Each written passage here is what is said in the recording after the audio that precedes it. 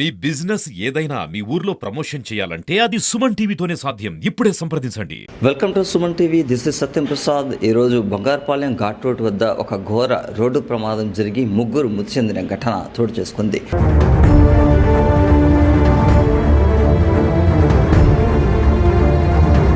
వివరాల్లోకి వెళ్తే పలమనేరు చిత్తూరు జాతీయ రహదారి బంగారుపాలెం ఘాట్ రోడ్ తిమ్మోజిపల్లి వద్ద పలమనేరు నుండి వేలూరు సిఎంసికి ఒక కుటుంబం కారులో వెళ్తూ ఉండగా ఉదయం సుమారు 5:30-6 గంటల ప్రాంతంలో కారులో ఉన్న వ్యక్తికి హార్ట్అటాక్ రావడంతో కారు డ్రైవరు అతని తిరిగి చూస్తూ కారు నడపడంతో అక్కడే ఉన్న సర్వీస్ రోడ్డు వైపు కారును పోనిచ్చాడు.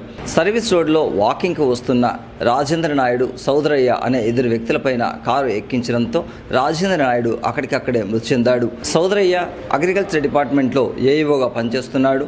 అతనిపైన కారు ఎక్కించడంతో కొనప్రాణంతో కొట్టుమిట్టాడుతున్న అతన్ని ప్రభుత్వ ఆసుపత్రికి తరలిస్తూ ఉండగా మార్గమధ్యంలో అతను కూడా మృతి చెందాడు.